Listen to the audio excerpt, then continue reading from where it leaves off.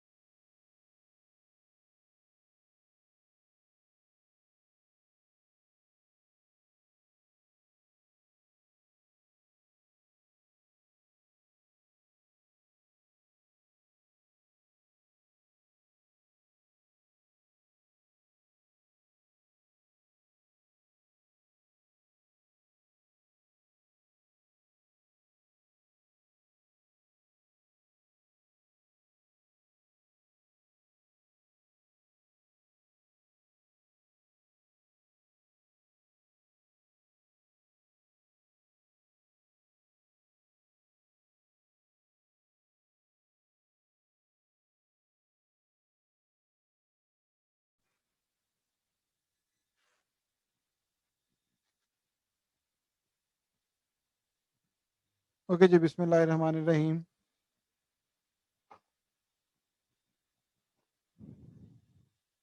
अस्सलाम वालेकुम सर। जी वालेकुम अस्सलाम। सर आपकी आवाज़ ला जरा कभी कभी सी आ रही है। आवाज़ सही नहीं आ रही? नहीं, अब सही है सर। वो स्टार्टिंग में आपने बोला तो आवाज़ सही नहीं आई। अच्छा, ओके जी। अब लास्ट टाइम आपको याद होगा हम लोगों ने स्टार्ट किया हुआ है which is consolidated income statement. ठीक है, सो आज का जो हमारा काम है फर्स्ट हाफ में वो कंसोलिडेटेड इनकम स्टेटमेंट है। 1 मिनट होल्ड कीजिएगा जी।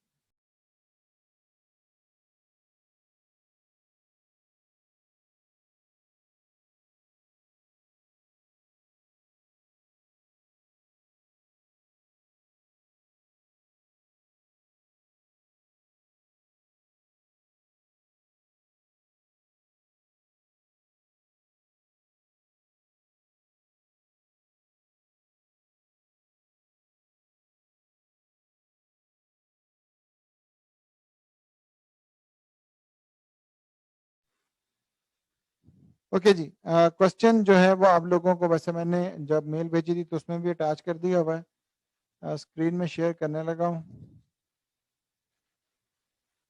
देखिएगा क्वेश्चन आपकी स्क्रीन पे शो हो रहा होगा। Just raise your hand. इसके आपको पेपर शो हो रहा है जी कि क्वेश्चन शो हो रहा है?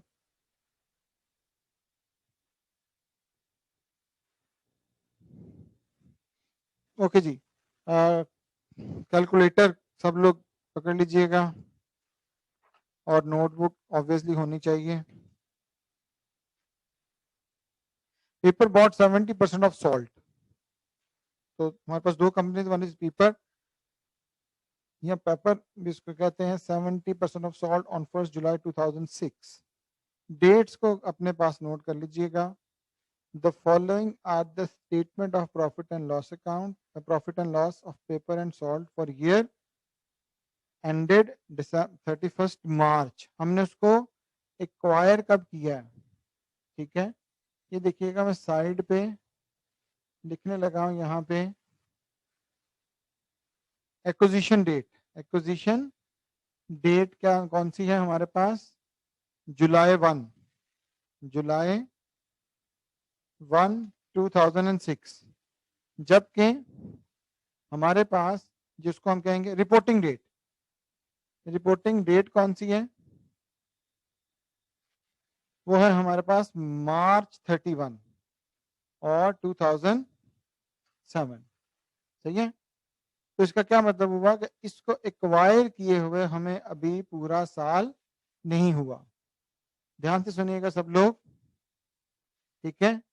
सो इस तरह का जो केस होता है इसको हम क्या कहते हैं? हम पहले इसको उसमें भी कर चुके हैं, that is called mid year acquisition. Mid year का मतलब होता है कि साल के दरमियान में या ड्यूरिंग द ईयर।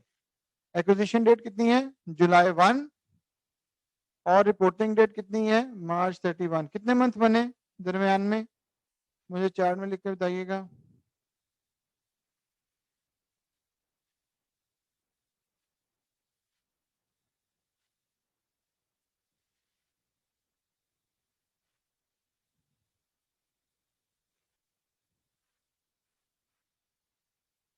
हाँ जी, ठीक है जी, थैंक यू वेरी मच।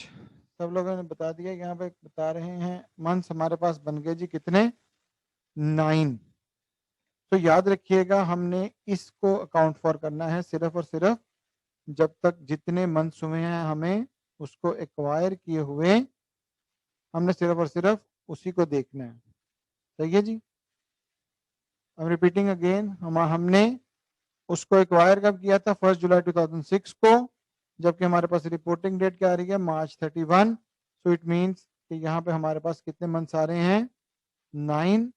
ठीक है, तो हमने इसको देखेंगे क्वेश्चन करते हुए। आगे चलते हैं। अब रेवेन्यू यानी कि सेल्स उसने बता दिया, cost of sales, gross profit, operating expenses, operating profit या profit of operation. Investment income यहाँ पे किसकी दी हुई है? पेपर की 2000 दी हुई है। अब प्रॉफिट बिफोर टैक्स 6900 और 1600, टैक्स 2100 और 500 है। profit for the year 4800 or 1100. The following information is available on July 1, 2006. An item of plant in the books of salt.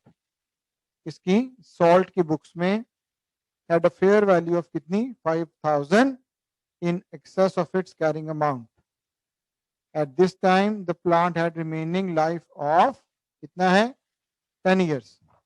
Remaining life उसकी कितनी रहती है 10 years, लेकिन उसकी जो वैल्यू है वो एक्सेस जा रही है कितनी 5000. तो याद रखिए जब वैल्यू एक्सेस होगी तो फिर डेप्रिसिएशन भी एक्सेस होगी.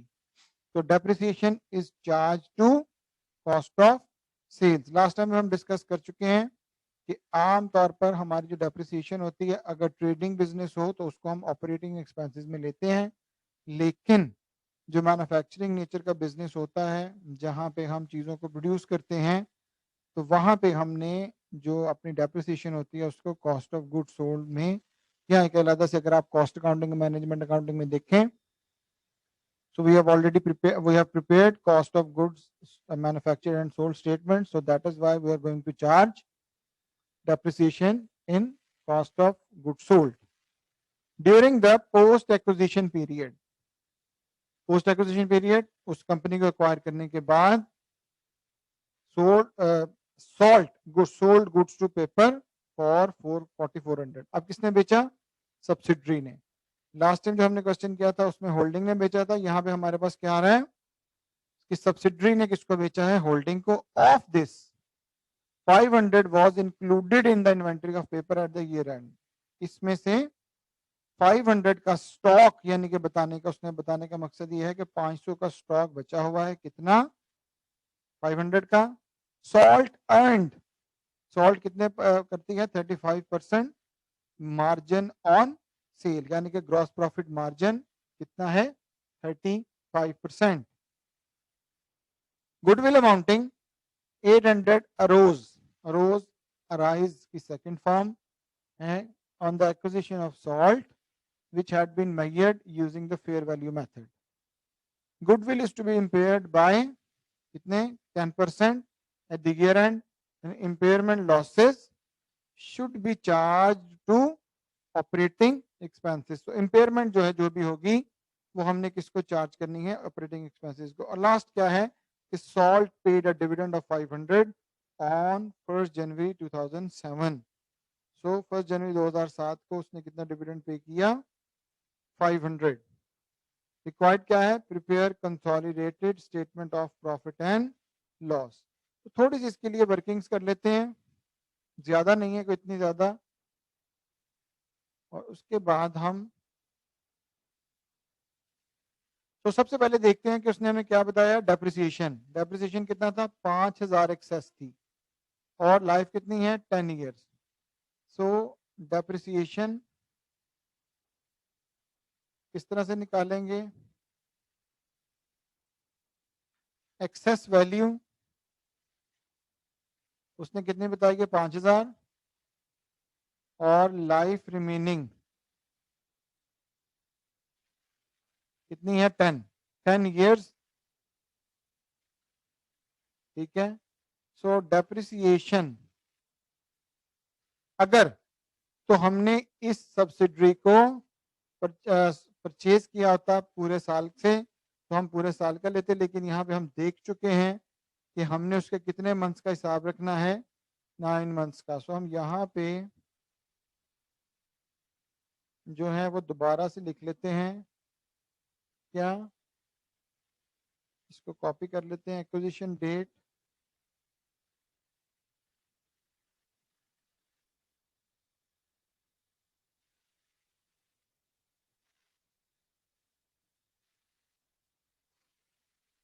और ये हमारे से पास बन रहे हैं कितने इसके हिसाब से मंथ्स बन रहे हैं कितने 9.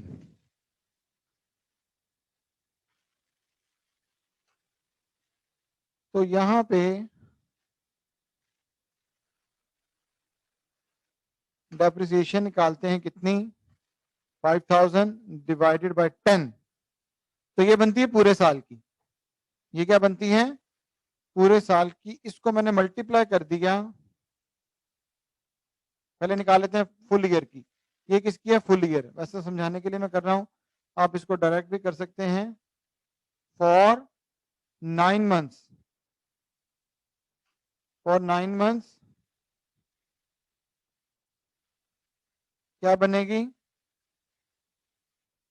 500 डिवाइडेड बाय 12 मल्टीप्लाई बाय 9। कितना आंसर आया जी? जल्दी से बताइएगा।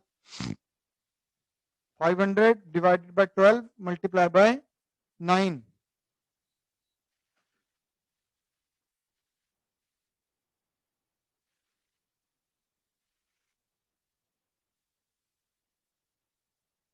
शाबाश अली, कमाल, साद, दानिश, बाकी सब लोग जी मुझे बताइए जल्दी से। चलें जी, सही है। कितना आ गया? 375। तो डेप्रिसिएशन कितनी बन गई 9 months की? 375। अच्छा जी, और इसके अलावा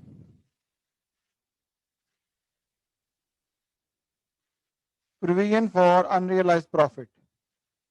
provision for unrealised profit simple है, कुछ ज्यादा मुश्किल नहीं है। कितना उसने बताया था जी? यहाँ पे 500 है और सीधा सीधा मार्जिन दे दिया हुआ है। अगर मार्कअप दिया होता तो फिर हम उसको कन्वर्ट करते, लेकिन यहाँ पे कोई इतना ज्यादा फड्डे वाली बात नहीं है। तो 500 मल्टीप्लाई बाय कितने परसेंट? 35%। तो यहाँ पे इसको करते हैं कॉपी और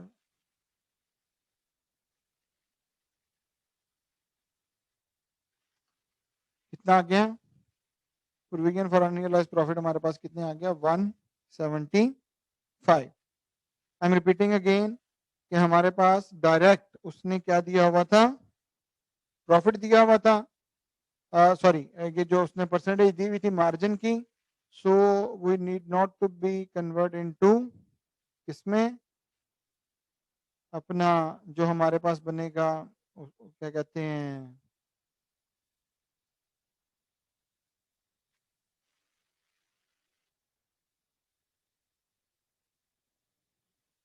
500 का हमने क्या लेना है? 35%। ओके, नेक्स्ट क्या है? इम्पेयरमेंट।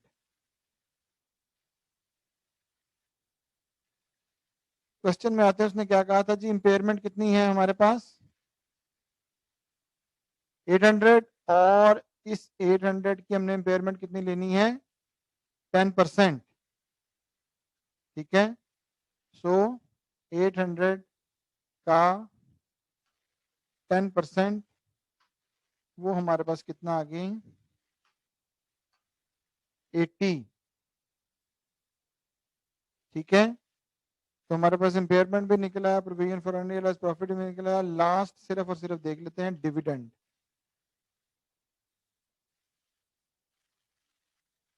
डिविडेंड उसने कितने दिया था? सॉल्ट ने कितने डिविडेंड दिए थे जी? सॉल्ट ने डिविडेंड दिए थे हमारे पास कितना? 500। ठीक है, तो इस और हमने सॉल्ट को कितना एक्वायर किया हुआ है? सॉल्ट को कितना एक्वायर किया हुआ है? 70%। ठीक है, सो 500 का 70% जो है वो हम लेंगे, वो कितना आ जाएगा हमारे पास? 350। ठीक है, तो अब हमारे पास जो है वो हमारी जो नॉर्मल जो हमें चाहिए थी सारी चीजें निकल आई। पहली कौन सी चीज थी हमें चाहिए? डेप्रिसिएशन हमने निकाल ली। ठीक है, दूसरा क्या है? Provision for unrealised profit. तीसरा क्या है? इम्पेयरमेंट। और चौथा क्या है? डिविडेंड। ठीक है, वर्किंग है, जरूरी नहीं है कि आप उसको पहले करो, मैंने सिर्फ समझाने के लिए किया। आप इसको ड्यूरिंग द क्वेश्चन भी कर सकते हो, यानी कि इसका कोई इतना ज्यादा वो डिफिकल्ट काम नहीं है। ठीक है जी, is that clear? Kindly just raise your hand. सब लोगों को वर्किंग समझ आ गई? डेप्रिसिएशन क्योंकि वो पूरे साल का होता है इसलिए हमने उसको 9 months में कन्वर्ट कर लिया था। अनरियलाइज प्रॉफिट एक फिगर है। इम्पेयरमेंट सिर्फ और सिर्फ क्योंकि होती गुडविल हमारी है और डिविडेंड भी जो है वो साल के एंड पे उन्होंने 500 दिए था, तो उसके ऊपर हमारा सिर्फ और सिर्फ राइट जो है वो 70% तक का है, वो हमने निकाल लिया इसको। ओके, सो अब नीचे आते हैं। सबसे पहले बिजनेस का नाम मैं दोबारा से रिपीट करने लगा हूं, सब लोग लिखा करें। तो अब करते हैं इसका solution.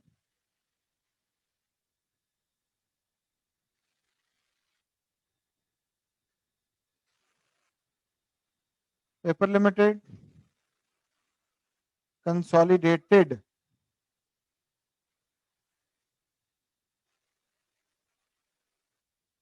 Income statement March 31, 2007। So यहाँ पे मैं बना लेता हूं जी इधर करके अमाउंट कॉलम, बाद में देख लेंगे उसको, बिकॉज सबसे पहले लिखते हैं रेवेन्यू। और याद रखें हमेशा जब भी आप सॉल्यूशन करेंगे ना, तो थोड़ा सा आपने उसका स्पेस ऑब्वियसली दे के रखना है, पेज के बिल्कुल कॉर्नर पे लेके जाना है। उसकी वजह ये कि जो दरमियान में वर्किंग्स आती जाएंगी वो फिर हम यहीं पे उसको इनकॉर्पोरेट करते जाते हैं। अब जरा ध्यान से काम करना है किस तरह से। रेवेन्यू पेपर का कितना है? 31,200, 31,200, ठीक है। लेकिन सॉल्ट का कितना है? 10,400। तो अब याद रखिए मैं यहां पे करने लगा हूं क्या, सॉल्ट का 10,400 डिवाइडेड बाय 12 मल्टीप्लाई बाय 9। मैंने उसकी पूरे साल की सेल्स नहीं ले सकता, पूरे साल की सेल्स नहीं लेनी मैंने, ठीक है। तो मैंने इसकी सेल्स कितनी लेनी है? 9 मंथ्स की। ये याद रखना अब आप लोगों ने,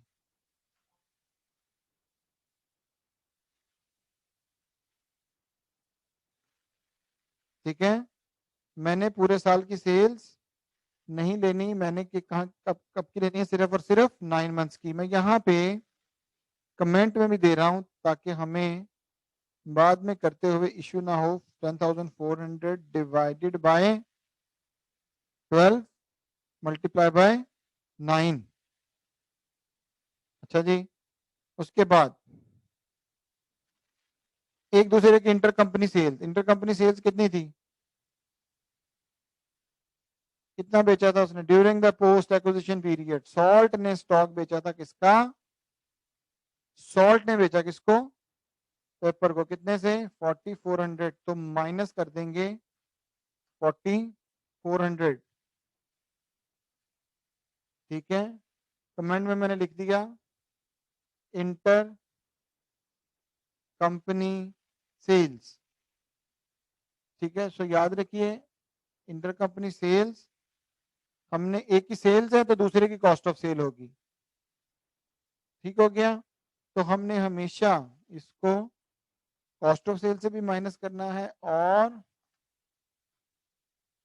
इससे माइनस करना है सेल से। तो रेवेन्यू यहाँ पे आ रहा है हमारे पास किसका? 31,200 किसका आ रहा है? पेपर का। और सॉल्ट का आ रहा है पार्शली, यानी कि यहाँ पे 10,200 नजर आ रहा था 400, लेकिन उसको हमने एडजस्ट किया अकॉर्डिंग टू द टाइम, तो वो बन रहा है कितना? 7,800। इसके नीचे आ गए तो लिखते हैं कॉस्ट ऑफ सेल्स।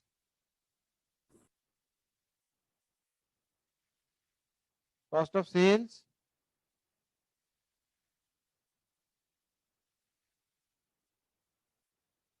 जी, शायद आपका कोई क्वेश्चन है?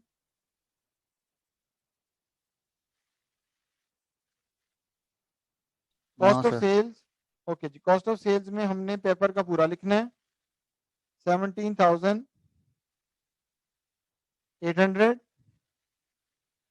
देन अगेन उसी तरह से कॉस्ट ऑफ सेल टोटल कितनी है? 5,600। तो हमने इसका क्या रखना है? 5,600 डिवाइडेड बाय 12 मल्टीप्लाई बाय 9। तो ये कितना आ जाएगा? 4,200। और कमेंट में लिख दिया ताकि हमें ये याद रहे 5600 डिवाइडेड बाय 12 मल्टीप्लाई बाय 9। और यही चीज जो हमने ऊपर किया था वही हमने नीचे कर दिया। ये इंटर कंपनी सेल्स है, सही है, ये दोनों तरफ से माइनस करना है। और दो चीजें रह गई, एक डेप्रिसिएशन उसने कितनी कही थी 375, ये देखो हमने निकाली हुई है। तो डेप्रिसिएशन हमारे पास आ जाएगी कितनी 375 सर जी। सर सब्सिडरी की हम 9 मंथ इसलिए ले रहे हैं क्योंकि हमने मिड ऑफ द ईयर उसको परचेज किया था। क्या पूछ रहे हैं आप, किसका पूछ रहे हैं? 9/12 इसलिए कर रहे हैं क्योंकि हमने उसको मिड ऑफ द ईयर किया था, बिल्कुल सही है। ओके जी, मैंने डेप्रिसिएशन की यहाँ पर हमने एक लाइन भी लगा दी सो दैट हमें ये याद रहेगा। ठीक है, लास्ट क्या है, इसको हमने कमेंट बता दिया कि जी ये कौन सी है depreciation.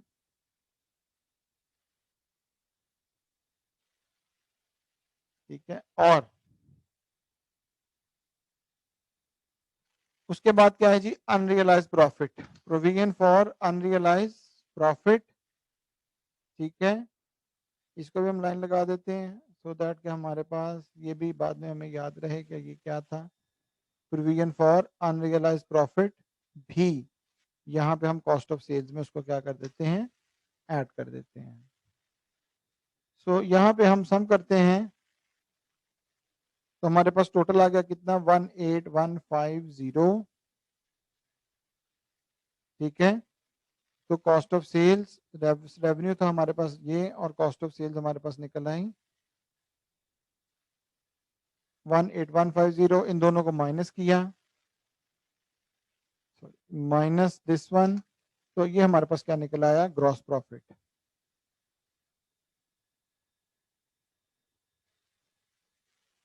I am repeating again, सब लोग दोबारा सुनिएगा। ये हमारे पास सेल है पूरी किसकी, पेपर की। ये हमारे पास सेल है किसकी, सॉल्ट की, जो कि 9 मंथ्स के हिसाब से है। दोनों तरफ से हमने जो एक ने सेल की हुई है दूसरे की कॉस्ट ऑफ सेल है उसको सेल में से भी माइनस कर दिया, और कॉस्ट ऑफ सेल में से भी उसको हमने क्या कर दिया, डिडक्ट कर दिया। ठीक है, कॉस्ट ऑफ सेल को भी हमने उसी तरह से एडजस्ट करना है। डेप्रिसिएशन हम ऑलरेडी वर्किंग निकाल चुके हैं, कितना 375 वो हमने लिख दिया, और प्रोविजन फॉर अनरियलाइज प्रॉफिट कितना है 175, वो भी हमने यहाँ पे उसको लिख दिया, ऐड कर दिया। तो हमारे पास क्या निकल आया ग्रॉस प्रॉफिट कितना 16450। जी अली कमाल। सर ये 4400 क्वेश्चन में दिया हुआ है, ये जो दोनों से लेस किया है। अच्छा जी, हाँ जी बिल्कुल, ये देखिए, ये देखिए अली, नजर ठीक है आया? सर। जी सर, आ गए। चलिए, ओके नेक्स्ट क्या है ऑपरेटिंग एक्सपेंसेस। ठीक है, ऑपरेटिंग एक्सपेंसेस हमारे पास किस तरह से है, देखते हैं यहाँ पे ऑपरेटिंग एक्सपेंसेस कितने 8500, और ये पूरे साल के हैं। याद रखिएगा, आमतौर पर जो कॉमन मिस्टेक करता है स्टूडेंट वो क्या करेगा, वो इसका तो ऊपर तो शायद वो जल्दी जल्दी कर दे, लेकिन आमतौर पर एक्सपेंसेस में जब आएगा तो वो उसको फिर एडजस्ट करते हुए भूल जाएंगे। सो यहाँ पे कितना है 8500, और दूसरा कितना है क्वेश्चन में देखते हैं कितना है जी 3200 है। 3200 डिवाइडेड बाय 12 मल्टीप्लाई बाय 9। ठीक है, कमेंट में भी लिख देते हैं 3200 डिवाइडेड बाय 12 मल्टीप्लाई बाय 9। और लास्ट हमें क्या लिखना है यहाँ पे इम्पेयरमेंट, ये क्योंकि उसने हमें क्या कहा था कि इम्पेयरमेंट हमने कहाँ पे करना है ऑपरेटिंग एक्सपेंसेस में। सो इम्पेयरमेंट कितना है हमारे पास 80।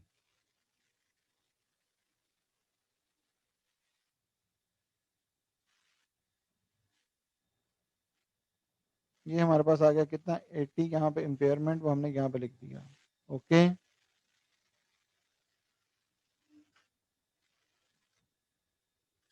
तो हमारे पास टोटल एक्सपेंसेस आ गए कितने, 10,980।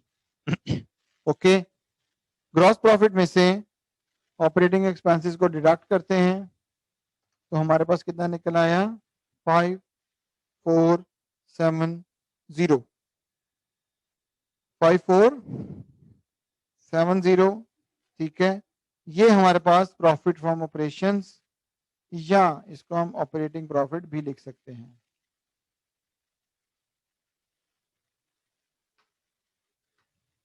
Next, investment income.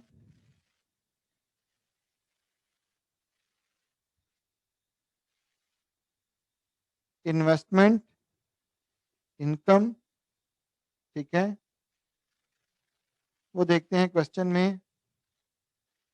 यहाँ पे हमारे पास कितना था, सॉरी 500 उसने कहा था, और हमने कितने निकाली थी, ये 350। कितना सॉल्ट ने कितना दिया था, फिर 500। तो याद रखिए, क्योंकि 70% किसके पास है, सॉल्ट का 70% हमारे पास है, तो इसका मतलब है ये जो डिविडेंड दिए ये हमारे पास ऑलरेडी इसका 70% जो है वो आ चुका होगा। तो 2000 माइनस क्या है, ये 70% कितना, 350। ठीक है जी, इज इक्वल टू 350, और इसके साथ लगाते हैं माइनस, तो ये कितना आ गया जी, -350। अगेन इसको भी साथ में डिनोट कर देते हैं यहाँ पे, तो हमारे पास देखिए कि ये भी आ गया कितना, डिविडेंड कितना, 350 आ गया। ओके, सो सेम कॉपी कर लेते हैं यहाँ पे नीचे, कितना आ गया जी, 1650 हमारे पास क्या आ गई, इन्वेस्टमेंट इनकम। हमने 350 को माइनस क्यों किया, बिकॉज इंटर कंपनी, यानी कि एक ही कंपनी जब दूसरी कंपनी को खरीदती है, तो क्योंकि हमने सेल्स भी, उसकी कॉस्ट ऑफ सेल्स भी, उसके एक्सपेंसेस भी सारे अपने पास इनकॉर्पोरेट कर लिए हैं, तो इसी तरह से जो हमारा पोर्शन बनता है डिविडेंड का, जो हमारा खुद का पोर्शन बनता है डिविडेंड का, उसको हम यहाँ से क्या कर देते हैं, डिडक्ट कर देते हैं। बिकॉज कंसोलिडेशन का मतलब ही यही है कि हमने फिगर्स को कंसोलिडेट करना है, उनको डुप्लीकेट नहीं करना। कंसोलिडेट का मतलब इकट्ठा करना, ठीक है, उनकी लेयरिंग नहीं करनी है, एक दूसरे के फिगर्स जो है वो ओवरलैप नहीं करनी चाहिए। तो प्रॉफिट फ्रॉम ऑपरेशंस में से हमने माइनस कर दिया इन्वेस्टमेंट इनकम, सॉरी हमने इसको क्या करना है, ऐड करना है। तो हमारे पास आ गया प्रॉफिट बिफोर टैक्स, क्या आ गया हमारे पास, प्रॉफिट बिफोर टैक्स। अब लेस ना, हम ना भी लिखे, मैं पहले भी बता चुका हूँ कि हमने टैक्स जो है वो उसी तरह से देखना है। टैक्स कितना है, 2100, और अगला क्या है, 500, लेकिन 500 पूरे साल का है, अपना तो हम पूरा साल का लेंगे। 2100 is equal to 500 divided by 12 multiply by 9। तो जो टैक्स है, अगेन इसके साथ कमेंट लिख देते हैं कि टैक्स जो है वो 500 डिवाइडेड बाय 12 मल्टीप्लाई बाय 9 हमारे पास आ जाएगा जी।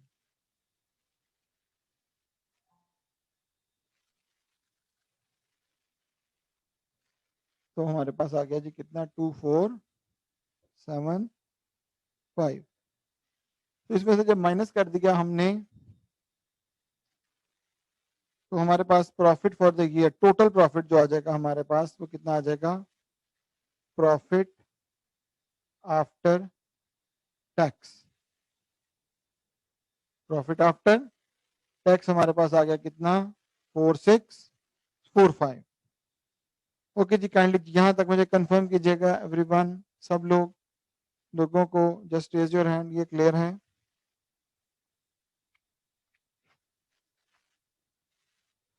हमने उनकी सेल्स को, उनकी कॉस्ट ऑफ सेल्स को, उनके ऑपरेटिंग एक्सपेंसेस को, उनके टैक्स को उसी तरह से एडजस्ट कर लिया और इन डिविडेंड इनकम को भी। सो यहाँ सर तक अगर जी सर ये कौन सा टैक्स है, ये हम नया नहीं निकालेंगे या पुराना कौन सा टैक्स है उसी को एडजस्ट करना है? नया टैक्स कैसे निकालेंगे? ये क्योंकि सर एडजस्टमेंट कर रहे हैं, एडजस्टमेंट के बाद नया बैलेंस आएगा। ये वाला इसके साथ बेसिकली ना, यस सर। या आपका जो क्वेश्चन है वो वैलिड इस हिसाब से है, इनकम टैक्स का रेट ना कंपनी का होता है और कंपनी का एक ही होता है टैक्स रेट जो कि गवर्नमेंट बताती है इनकम टैक्स ऑर्डिनेंस के हिसाब से। कंसोलिडेटेड इनकम या कंसोलिडेटेड कंपनीज के लिए कोई टैक्स रेट नहीं है। तो इसलिए इस कंपनी ने अपने हिसाब से टैक्स निकाला हुआ है, इसने अपने हिसाब से निकाला हुआ है। तो जब हमने प्रॉफिट को 9 मंथ्स का कर लिया था तो फिर हमने टैक्स को भी क्या कर लिया, 9 मंथ्स का कर लिया। ये नहीं हो सकता, हम इस प्रॉफिट को चेंज नहीं कर सकते 500 को, ठीक है। इस 500 को हम वही उस हिसाब से जिस तरह से हमने ऊपर, क्योंकि रेवेन्यू को एडजस्ट किया था, कॉस्ट ऑफ सेल को एडजस्ट किया था, ऑपरेटिंग एक्सपेंसेस को, तो हमारे पास प्रॉफिट बिफोर टैक्स जो है वो भी ऑब्वियसली फिर उनका 9 मंथ्स के हिसाब से ही आया होगा। तो इसलिए हमने ये तो पूरा पूरा ही रखा क्योंकि ये हम 100% ले रहे थे, लेकिन यहाँ पे इस 500 को हमने ले लिया कितने हिसाब से, 9 मंथ्स के हिसाब से। तो हमारे पास ग्रुप का जो टोटल निकला है, ग्रुप, इसको हम ग्रुप प्रॉफिट आफ्टर टैक्स भी कह सकते हैं, वो कितना निकल आया हमारे पास 4675 4645। लेकिन जो हमारा लास्ट काम रह गया वो क्या है, वो ये देखना है हमने कि शेयर जो है एनसीआई का वो कितना बनता है, शेयर ऑफ एनसीआई। तो 2 लाइनें छोड़ के नीचे करते थे यहाँ पे, share of non controlling interest, share of non controlling interest.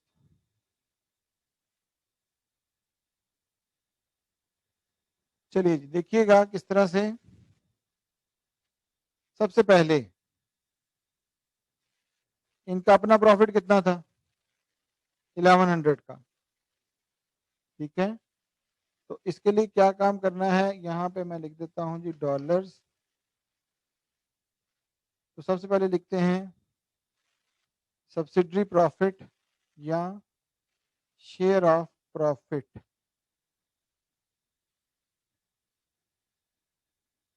किस तरह से आएगा देखिएगा, इज इक्वल टू प्रॉफिट कितना है 1100, ये देखिए नजर आ रहा है कितना 1100, 1100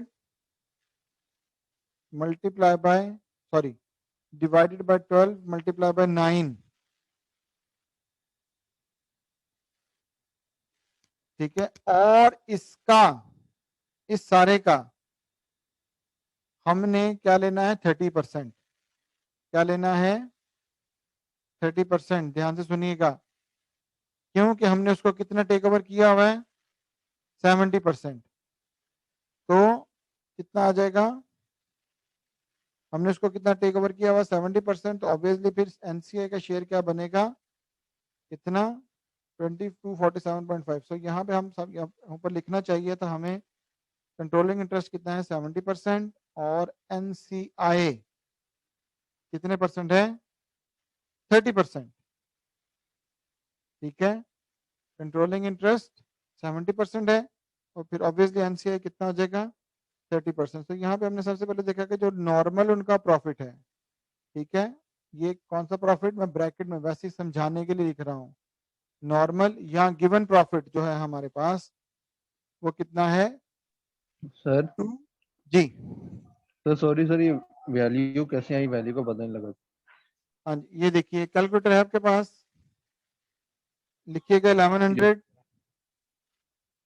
1100 को डिवाइड करें 12 मल्टीप्लाई बाय 9 और जो भी आंसर आए उसका 30% ले लें, ठीक है सर। अच्छा, अब दोनों तरीकों से आप 30% कर सकते हो, चाहे पहले 30% ले लो, बाद में 9/12 कर लो, या आप पहले इसी का 9/12 करके उसका मल्टीप्लाई कर दो 30% से।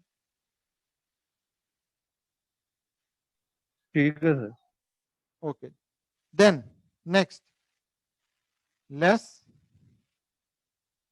अब जो भी इंक्रीज्ड अमाउंट है, पहला फेयर वैल्यू डेप्रिसिएशन वो हम निकाल चुके हुए हैं, हमने सिर्फ और सिर्फ उसका यहाँ पे 30% ही लेना है। डेप्रिसिएशन कितनी थी ऊपर, 375, ठीक है, 370 इज इक्वल टू 375 का 30%, ये क्या आ गया, 30%, हमने इसको 5 कर दिया था, कितना आ गया 1/2.5, ठीक है। यहाँ पे मैं कमेंट में भी लिख देता हूं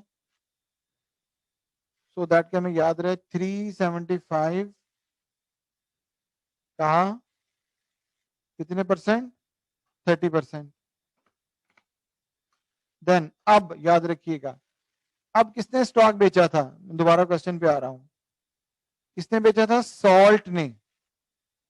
सॉल्ट किसकी है, सब्सिडरी है, सॉल्ट क्या है, सब्सिडरी है। तो जब सब्सिडरी पेरेंट को बेचेगी तो याद रखिए यहां पे आएगा, अगर पेरेंट बेचेगा तो यहां पर नहीं आएगा। मैं दोबारा से बता रहा हूं, लास्ट टाइम हमने जो क्वेश्चन किया था वो यहां पे नहीं था, काइंडली लिख लीजिएगा,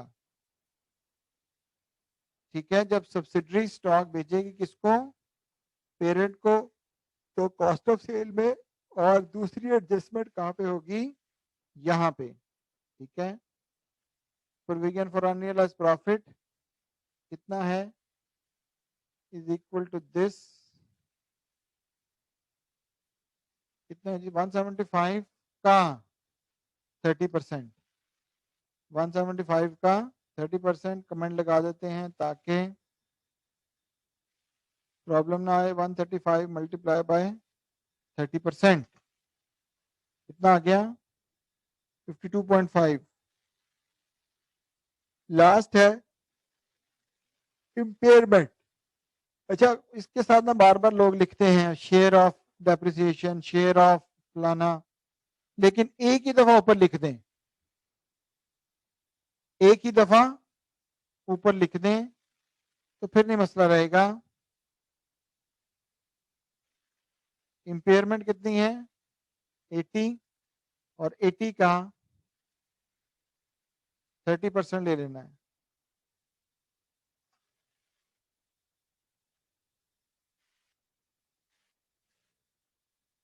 एटी का कितना आ गया 30%, तो ये उनका शेयर ऑफ प्रॉफिट है। अगर कुछ ना होता तो वो यही रहता, लेकिन क्योंकि ये चीजें एडिशन हुई तो लिहाजा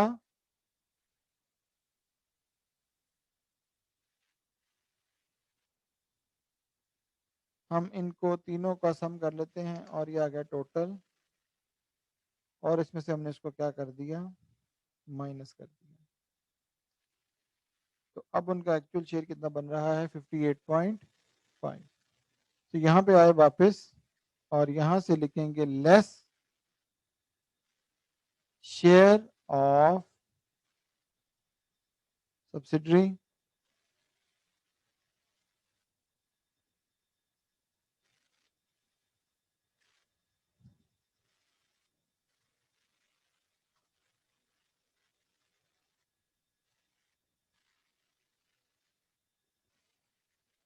तो लास्ट को लिखेंगे profit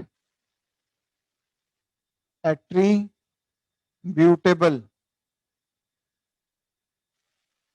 profit attributable to paper limited. Paper limited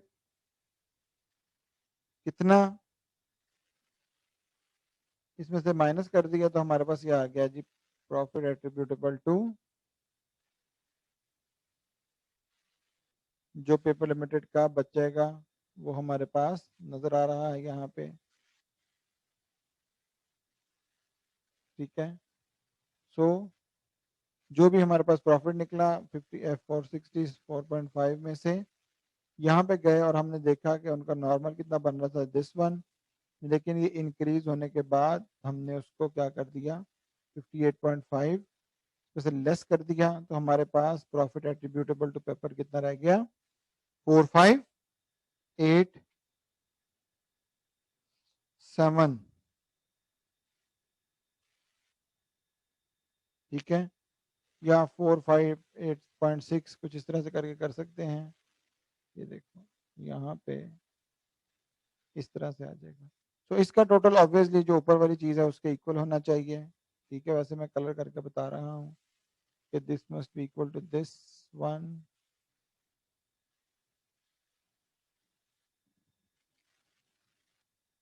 सही हो गया जी, काइंडली कंफर्म कीजिए मुझे सब लोग।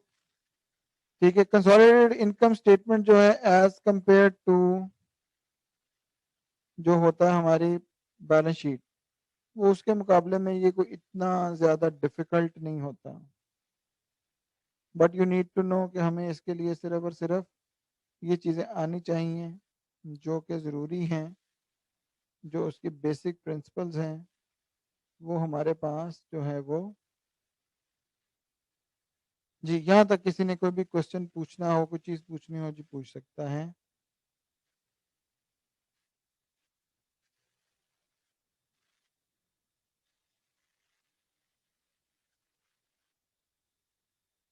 कोई क्वेश्चन नहीं है? सर अस्सलाम वालेकुम। जी जी पूछिए। सर मैंने वो टैक्स का पूछना था, जिस तरह पिछली लास्ट एक्टिविटी में ना वो टैक्स नहीं दिया हुआ था, टैक्स रेट दिया हुआ था। जो टैक्स रेट होता है फिर उसको कंसोलिडेटेड जो होती है हमारी इनकम प्रॉफिट लॉस उसमें दोबारा पूछिएगा। टैक्स, अगर अच्छा टैक्स नहीं दिया टैक्स हुआ अगर था, ना जी जी टैक्स जी रेट ऊपर दिया हुआ था टैक्स रेट दिया हुआ था। जी, तो हाँ जी, वो फिर कंसोलिडेटेड जो है हमारी इनकम लास्ट स्टेटमेंट है उस पर अप्लाई करेंगे या उनको नहीं नहीं नहीं नहीं टैक्स नहीं, जो इंडिविजुअल वाली थी उनका निकाल के करना था। अच्छा यानी सर कि मैं जो आपकी हमारे, बात समझ याद रखो मैं जो भी मैंने अभी बताया, जो टैक्स रेट है ना that G must be on individual companies के ऊपर, अलग अलग कंपनीज के ऊपर लगाना है, वो निकलेगा। यहाँ पे हमने उसको सिर्फ और सिर्फ कंसोलिडेटेड फिगर लिखनी है जमा करके। अगर साल का चक्कर ना हो तो फिर दोनों को कर देंगे, अदरवाइज वो हम उसको उसमें नहीं करेंगे। अच्छा जी, दूसरी बात ये ना नोट कर लीजिएगा, नेक्स्ट टाइम जो नेक्स्ट हमारी क्लास होगी उसमें हमारी जो सेकंड स्लॉट होगी ना उसमें क्विज होगा इसी का कंसोलिडेटेड। नेक्स्ट जो आने वाला वीक है उसमें, आज मैं अभी आपको इस क्लास सेकंड क्लास में इसी की असाइनमेंट देने लगा हूँ, वो आपने करने करके मुझे उसी तरह से LMS पे सबमिट करवानी है। ठीक है, तो नेक्स्ट टाइम कोई पता चला यूनिवर्सिटीज खुलने का चांस बन रहा है कि नहीं? सर कॉलेजेस तो आज से खोल दिए हैं, यूनिवर्सिटीज का शायद पता नहीं, आइडिया नहीं है अभी तक। नहीं, नोटिस आ गया मुआज इसका? सर 4 को मीटिंग है दोबारा। सर वही 7 ना, को इन्होंने डेट दी है, 7 जून की। तो 7 जून की तो बड़ी देर की दी हुई है, लेकिन बात यह है कि अब वो साथ ये भी आ जाता है कि जी वो जिस सिटी में परसेंटेज कम होगी तो फिर होगा, तो इस तरह से है। आज पक्की बात है सारे कॉलेजेस खुल गए हैं। जी सर, आज तो कॉलेजेस खुले हैं। कल नो सर सर 10th और 11 को उन्होंने अलाउ किया है। मैं कॉलेज में छोड़ के आया हूँ अपनी बहनों को, सेकंड ईयर में पढ़ती है यार, क्या हो गया? अच्छा सर सिर्फ सर 10th क्लास और सर 12th क्लास सिर्फ कॉलेज खुला है 10th क्लास और पार्ट 2, बस और कुछ भी नहीं। सर 4 को मीटिंग दोबारा, क्योंकि इन सबके पेपर्स करीब हैं तो इनको बुलाया उन्होंने, इस सिर्फ वजह से सेकंड हाँ ईयर को किया 10th होगा, क्लास। इस वजह से बिल्कुल सही कह रहे हमारे हैं, भी है यार। बिल्कुल सही कह रहे हैं, इसी वजह से क्योंकि चलें अल्लाह खैर करें, क्या कहते हैं अपना। सर अस्सलाम वालेकुम। जी वालेकुम सलाम। अच्छा सर, वो उनको इसलिए वो बुलाया था, वो स्मार्ट सिलेबस देना था। वो मेरी कजन भी है ना, वो भी सेकंड ईयर में, तो वो गए मुझे हुए थे, समझ नहीं तो आ रही आपकी उन्हें बात, स्मार्ट सिलेबस, दोबारा बोलिए। सर वो स्मार्ट सिलेबस वगैरह के लिए जो है ना, उन्हें गाइडलाइन वगैरह देने के लिए वो कॉलेजेस ने बुलाया था उन्हें। कि पेपर वगैरह किस तरह अटेम्प्ट करने, इस तरह की कोई मीटिंग की। मेरी अभी थोड़ी देर पहले बात हुई थी तो जी, नहीं तो बाकी इसमें फर्दर क्या वो उसमें है वो नहीं पता। बात यहाँ पर ये है कि जो जितने भी लोग यहाँ पे ट्रैवल करके आएंगे सब लोग, तो मेरे ख्याल में अब ये हमारा 13th वीक है ना, तो जी इसके सर। बाद मेरा 2 या 3 वीक्स रह जाएंगे मैक्सिमम। तो फिर अगर एकदम से परसेंटेज ऊपर होगी तो फिर क्या करेंगे? यस सर, दोनों की। सर इन्हीं 28 से चक्कर में हमारे हमने पेपर हैं बहुत सर। नुकसान किया है वैसे हॉस्टल वालों ने ना, इसी चक्कर में बहुत सर, कभी फ्लैट लिया है फिर वापस दिया है, बहुत रेंट का नुकसान किया है इसी चक्कर में। नहीं वो तो बिल्कुल सही बात है, नो डाउट, इसमें तो कोई दूसरी राय नहीं है, बहुत ज़्यादा नुकसान होता है। लेकिन अल्लाह ताला माफ़ फरमाए, मैं सिर्फ ये कह रहा हूँ ना कि अब ये इस तरह से क्या टेस्ट बेसिस पे होना चाहिए। बहरहाल 4 तारीख को जो मीटिंग होगी उसी में फिर पता चल सकेगा, इसके अलावा तो अभी और कुछ भी नहीं हो सकता। जी सर। अच्छा जी, मैं आप लोगों की अटेंडेंस लेने लगा हूँ, काइंडली सब लोग यहीं पे रहिएगा 1 मिनट के लिए। और उसके बाद मैंने आपको ना वो भेजनी भी असाइनमेंट, क्योंकि जितनी ज़्यादा असाइनमेंट हो जाए उतनी ज़्यादा अच्छा है।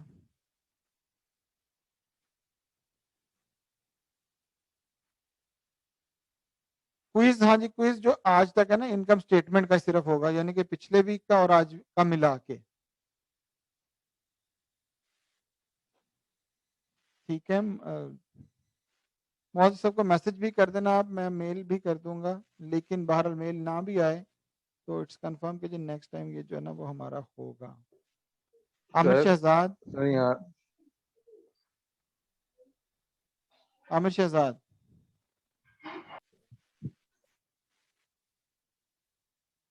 Abdullah Arshad, present sir.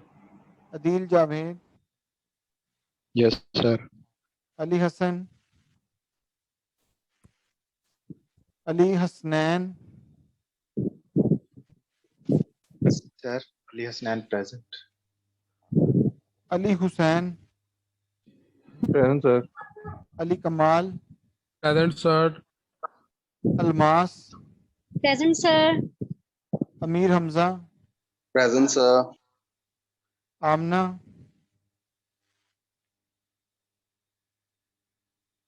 Aqsa Bakhshi present. जी, Aqsa Bakhshi,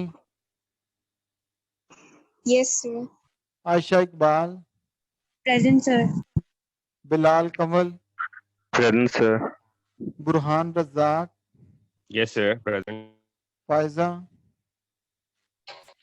yes sir. Ghania, present.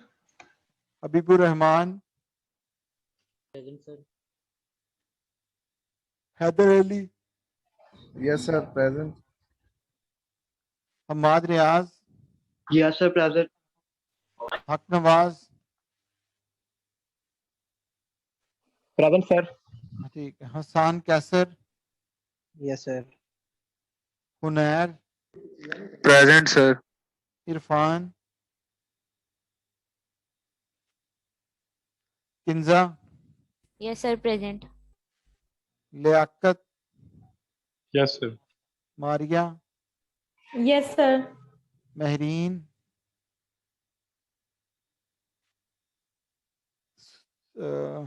Mohsin,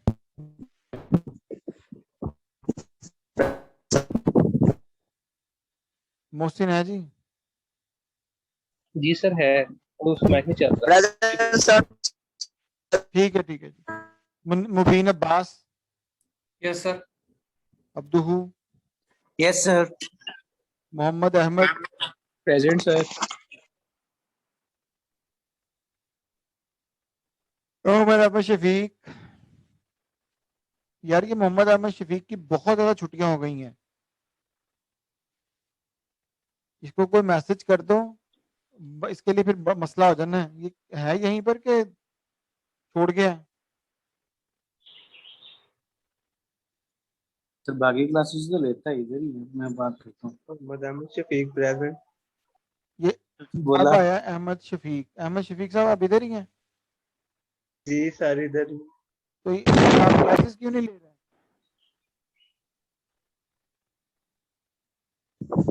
sir Mohsin Ali लग गई है। लकी मोहम्मद अहमद शफीक, मैं आपसे पूछ रहा हूँ आप क्लासेस क्यों नहीं ले रहे भाई? सर वो पहले इश्यू था, इंटरनेट की लाइन नहीं थी मिल रही। यहाँ पे मैं गाँव गया हुआ था तो वहाँ पे इंटरनेट नहीं था, इसी वजह से। तो वो कह रहे हैं बाकी की क्लासेस ले रहे हैं आप? नहीं सर, वो आज इस क्लासेस ली है, सुबह आज लिया और फ्राइडे को ली। अपना जो भी इश्यू है ना, इसको मुझे मेल लिख के भेजो। जी सर, मैं असद मेल शाहिद, कर देता हूँ। Asad yes Shahid, sir, present. Bilal Naseer, yes sir. Faheem Farooq, Faris Jalil, yes sir. Haseeb Naveed, yes sir. Muaz, present. Salman, yes sir present. Munira, present sir. Musa bin Tariq, yes sir. Muzammil Abbas, yes sir. Qamar Rasool, yes sir. Saad Danish, yes sir. Saad Ishtiyaq,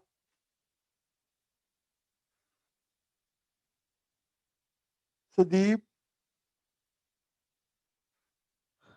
summer, Shahryar, present sir. Present sir. Sharaf, present sir. Shazib Rabbani,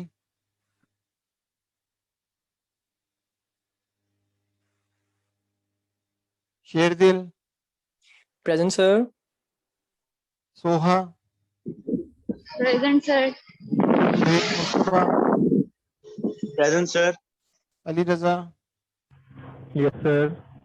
अशर, present sir. Maisam, yes sir present. Zargab, present. Tahreem, present sir.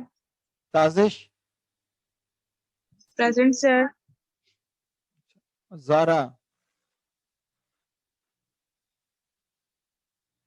Zara Zahid, यार ये क्या नाम है, फायजा आमना, इसको Zara, Zara को क्या हो गया पता है किसी को कुछ?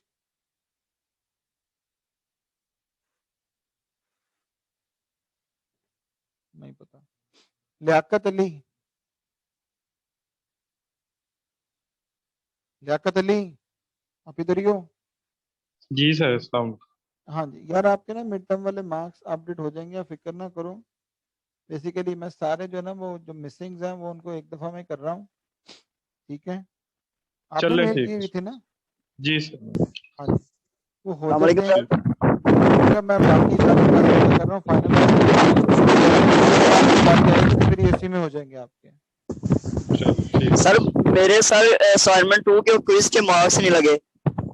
बेटा जो पहले नॉर्मल हो रहे हैं ना सारे, उनमें करके जो मिसिंग रह गए हमें वो सारे लग जाएंगे, कोई फिक्र ना करे इसको भी।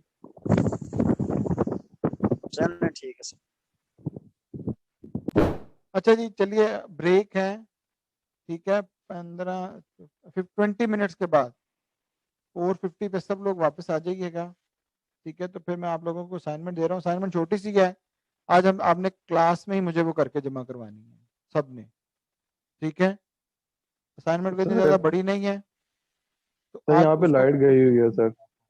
किसको? तो बेटा सर आप यहाँ कैसे लाइट कर गई रहे हुई हो है काम? सर, ये मैंने फोन पे कनेक्शन किया हुआ है, वो ये भी किसी से लिया हुआ है इंटरनेट चलो खैर, भाई बाकी से। सबकी तो नहीं ना लाइट गई हुई? Yes sir. ठीक सर है, मेल करनी है आपको।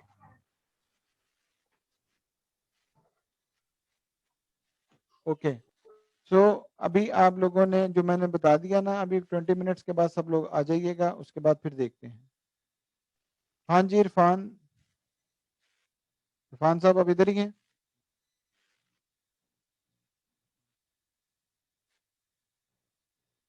इरफान जी सर। उल्लाह, हाँ जी ठीक है, होगी आपकी। Thank you.